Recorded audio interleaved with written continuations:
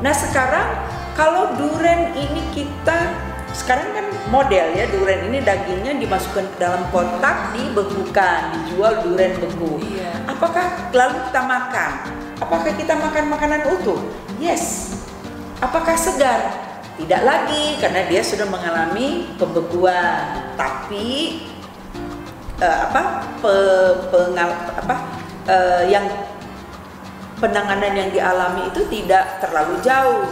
Bisa juga duren ini tidak hanya kita bekukan, bisa juga dibuat dikeringkan ya. Kalau yang masih mengkal itu bisa dikeringkan, diiris-iris, dikeringkan menjadi chips duren. Nah itu kan lebih jauh lagi daripada pembekuan ya. Karena kalau pembekuan rata-rata tidak ada yang berubah, kan hanya masuk ke lemari, ke freezer. Pembekuan, air di dalam situ menjadi beku, menjadi es. Kalau kita keluarkan, airnya masih ada lagi. Memang ada sedikit perubahan tapi sangat minimal ya. Walaupun dia tidak termasuk makanan segar karena sudah dibekukan, tapi dia masih makanan utuh. Artinya tidak ada yang hilang kan? Tuh. Sebaliknya kalau duren ini dikeringkan, ada yang hilang nggak? Ada, air sudah hilang. Tapi kalau duren ini dikeringkan, apakah dia makanan segar? Tidak, karena sudah dikeringkan. Apakah dia makan utuh? Makanan utuh? Ya. Mengapa begitu? Karena ketika dikeringkan, yang hilang itu hanya apa? Airnya saja. Dan air yang ada di duren itu kan kalau rumus kimianya namanya H2O ya, kimianya. Nah, H2O ini, air ini, apakah air yang hilang dari duren ketika dikeringkan atau air yang kita buka keran terus kita masak terus kita minum, itu sama ya, jadi tidak berubah. Jadi duren yang dikeringkan ini masih termasuk pangan utuh walaupun tidak segar, karena yang hilang hanya air saja. Dan air itu gampang digantikan. Air yang ada di duren yang hilang dengan air yang ada di teko sama saja, H2O.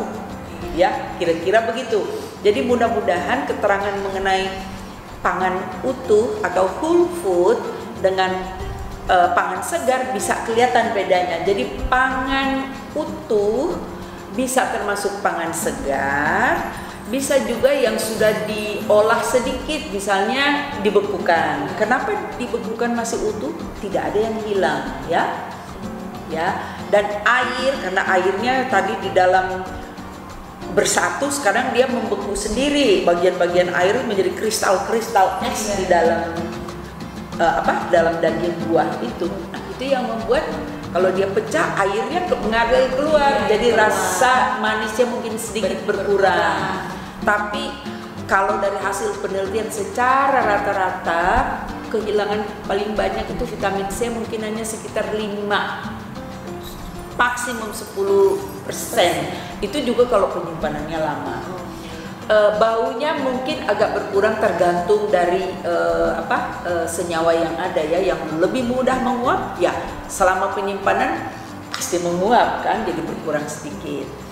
Nah, kalau vitamin yang menguap tidak ada, dan tadi mungkin ada sedikit mineral yang larut di dalam air-air yang pecahin keluar itu, tapi ya kan tidak banyak sekali ya yang keluar itu. Nah ini yang penting, yang senyawa bioaktif sebetulnya yang memberikan rasa dan bau, misalnya pada durian itu namanya senyawa bioaktif. Itu unik di durian saja, tidak ada kan yang sama buah-buahan atau barang lain yang baunya dan rasanya seperti durian. Ada mirip-mirip dikit ya.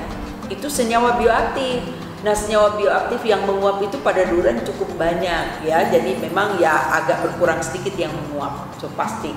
Tapi secara rata-rata itu tidak terlalu bermakna. Mungkin menjadi sekitar 80% dibandingkan dengan yang segar. Tapi ya daripada tidak makan sama sekali, atau durian waktu panen banyak terus membusuk. Nah, teknologi pembekuan ini, jadi penyimpanan beku ini sangat-sangat bermanfaat ya.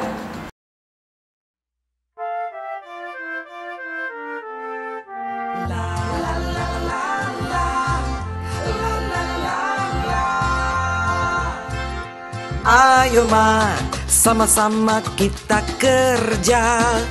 Jangan lelah, ayo kerja yang kau bisa. Ayo ma, bersama bergerak maju, selalu manis sertakan Tuhan. Baik, jadi memang highlight itu tuh whole food. Whole food ya, whole foodnya yang penting Walaupun dia yang tidak segar, tetapi itu tetap senyawanya berguna dan dia penting. 80% masih ada di situ, ya. Iya. Ya. Nah, Profesor, ini kalau dari makanan ya, makanan Ya. yang kita konsumsi nih, dari kita kan udah tahu kita mesti makan whole food, tapi kan di pasar industri makanan banyak sekali macam-macam jenisnya.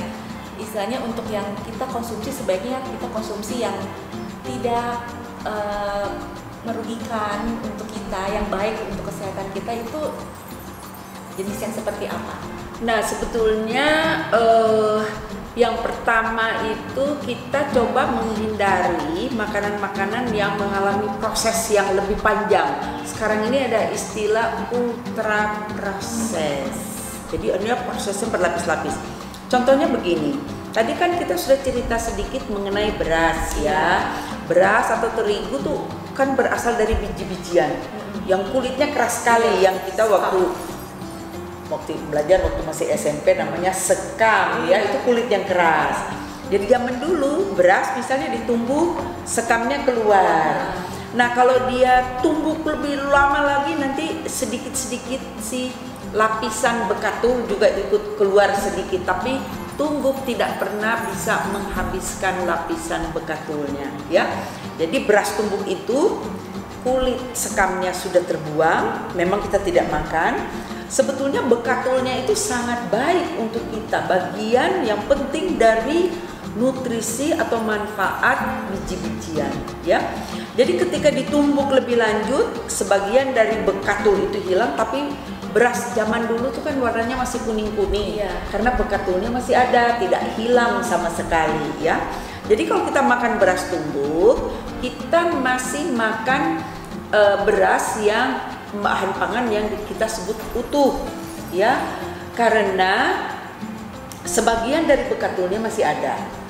Tapi pada zaman sekarang ini ada banyak mesin yang bisa teknologinya lebih baik sehingga bisa mengikis semua bekatul itu. Jadi si beras itu selain sekamnya dibuang, bekatulnya juga dikikis sampai habis, sehingga kita memperoleh beras yang putih yang kita makan.